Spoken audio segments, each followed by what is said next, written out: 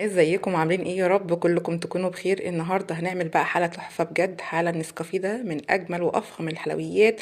روقوا على نفسكم وعلى اولادكم كده واعملوا لهم حاجه حلوه بجد. كان طعمه حلو جدا، انا كنت باكله. وطبعا يعني ايه، شايفين الجمال، كنت مستمتعه الحقيقه. طبقات تحفه جدا، سهله خالص. وشوفوا معايا المقادير عامله ازاي: كوبايتين حليب، نص كوبايه سكر، معلقتين كبار ونص من النشا، وطبعا كيسين نسكافيه او معلقتين كبار نسكافيه. في حله وسط كده بحط الحليب، بنزل بيه كله، وبحط النشا وبحط السكر. وطبعا هديه تقليبه حلوه كده الاول عشان النشا تختلط بالحليب مش يكلكع مني. كل ده على البارد، انا لسه ما حطيتوش على النار خالص. تقليبه حلوه كده، وفي الاخر هنزل بالنسكافيه زي ما قلت لكم. وده كيس النسكافيه اللي انا استخدمته. لو عندنا بقى اللي هو العلبه الكبيره ممكن ناخد منها معلقتين كبار مليانين. الاتنين بينفعوا. تقليبه حلوه كده وعلى النار وسط لغايه ما يوصل سمكه معانا زي المهلبيه. شايفين قطعه الشوكولاته الصغنونه دي؟ قطعه الشوكولاته دي مزونه حبيبي ابني هو اللي نزلها. بس بجد فرقت في طعمها حلو جدا، يعني لو حابين حطوها قطعه شوكولاته من اللي هي الخام دي. طبعا ظبط معانا الخليط وبقى عامل زي المهلبيه. بنزله بقى في طبق غويط كده وانزل كل الخليط زي ما انتم شايفين كده. اي كيس عندي بقى، كيس تلاجة، كيس من اللي هو الستريتش راب، واغطي عشان ما يعملش وش عندي وشكله مش حلو. عندي بقى كوبايه الا ربع من الكريم شانتيه الخام، ونص كوبايه ميه ساقعه متلجه مشبره زي ما انتم شايفين. هحطها كلها عندي في البوله زي ما انتم شايفين كده، او اي طبق عميق عندي، وانزل بالميه. مش هنزل بيها كلها لغايه ما اشوف بقى يعني الكريم شانتيه بيختلف. دول 3 معالق سكر، سكر عادي ناعم يعني، مش بودره، ناعم عادي. بديله ضربه كده بالويسك زي ما انتم شايفين كده، او بمضرب الكهرباء.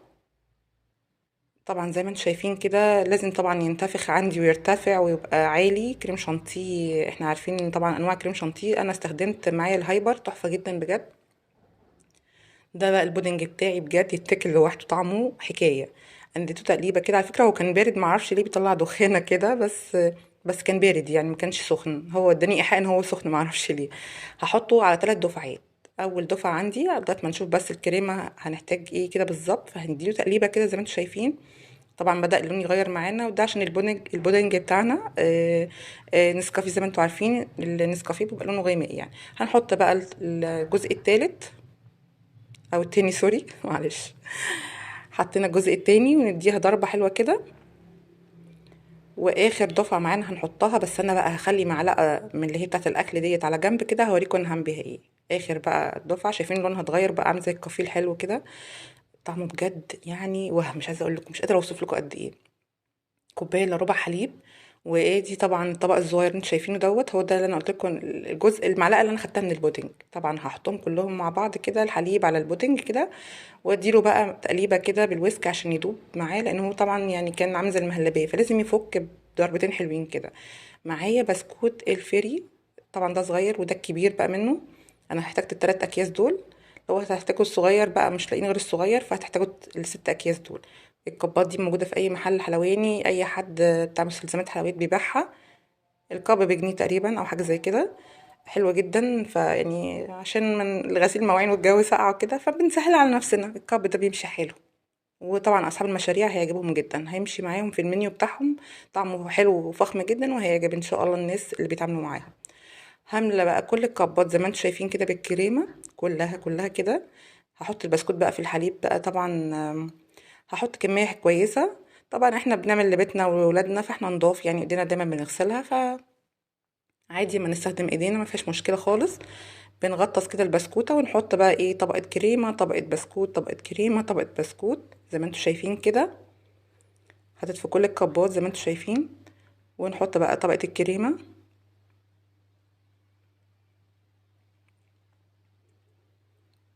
انا هعمل معاكم كاب كده للاخر واوريه لكم، وبعدين اشتغل مع نفسي بعد كده. طبقة كريمة زي ما انتم شايفين كده، وطبقة بسكوت. وفي الاخر هحط طبقة الكريمة. طبعا هسويها بمعلقة صغيرة، اي حاجة بسوي بقى الوش عشان اعرف ازين بعد كده.